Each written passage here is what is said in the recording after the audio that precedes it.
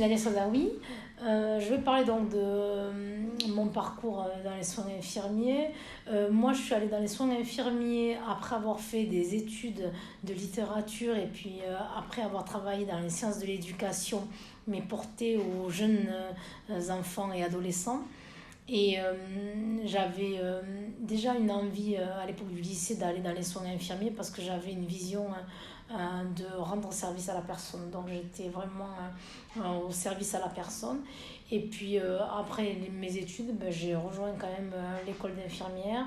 Et puis mon parcours en soins infirmiers, il est très réduit puisque j'ai été d'abord infirmière au bloc opératoire,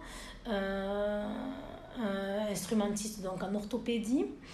Donc au bloc opératoire, on faisait aussi les urgences que vous connaissez, un accident de la route, donc avec des traumatisés ou bien des césariennes en urgence.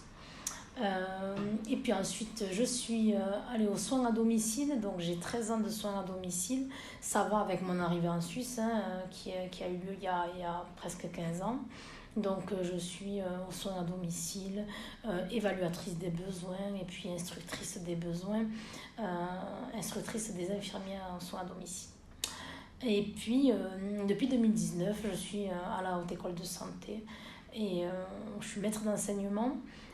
Au départ, c'était des cours d'éthique et puis plutôt les habiletés relationnelles. Voilà.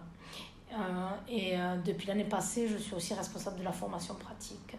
Donc je m'occupe de tout ce qui est stage pour les 3 volets, les 3 années de formation.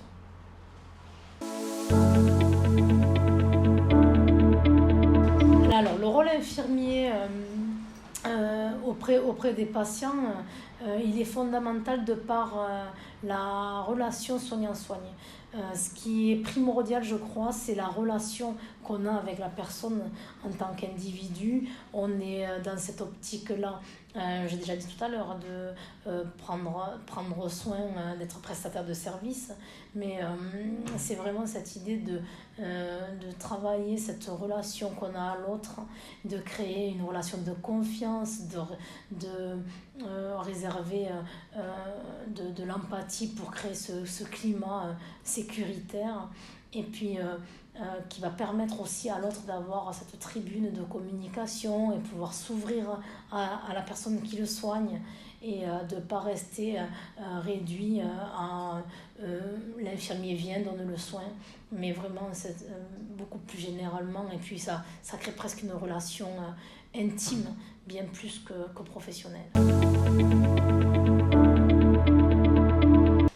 Dans les pays maghrébins, il est essentiel de développer une autre vision des soins, de ne pas rester simplement dans ce modèle biomédical où on voit simplement la personne derrière une pathologie, mais qu'on voit d'abord la personne et qu'on voit derrière sa pathologie, donc qu'on inverse un peu les interfaces. Et qu'on se préoccupe vraiment de la personne dans son entièreté, ce qu'elle pense, ce qu'elle veut, ce qu'elle ne veut pas, qu'on respecte les grands principes éthiques, que ça ne soit pas que du papier, mais qu'on respecte le principe d'autonomie, de bienfaisance et tous les grands principes qui fondent quand même la relation avec l'autre. Je crois que c'est ce qui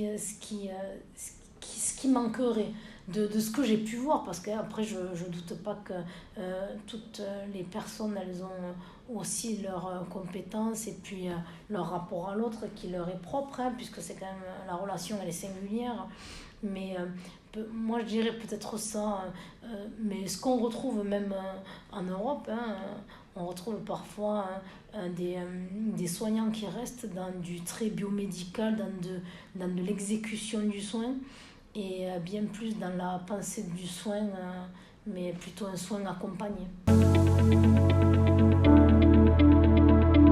Aux étudiants en soins infirmiers, moi je leur dirais, de par ma fonction de responsable de la formation pratique, c'est de garder toujours un œil ouvert, de ne pas s'intéresser simplement à l'ici et maintenant, mais à l'avant, l'après et l'après, après, après, hein, dans notre logique là de poser des soins avec des actions à court, moyen et long terme, et bien aussi de se renvoyer ces actions à son propre cheminement d'étudiant en soins infirmiers et de poser sa propre réflexion en s'intéressant à tout ce qui se passe derrière et tout ce qui se passera après. Et si je donne l'exemple par exemple d'un étudiant qui va aller dans un service de chirurgie, ben, qui s'intéresse à l'intervention, hein, comme ça il va pouvoir aussi préparer mentalement son patient, ben, s'il peut qu'il aille voir l'intervention elle-même, et comme ça il pourra bien jouer son rôle de conseiller, d'orientateur avec et de promoteur de la santé avec son patient aussi après.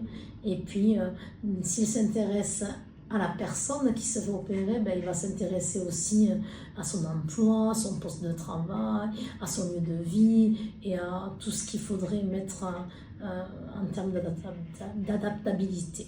Voilà.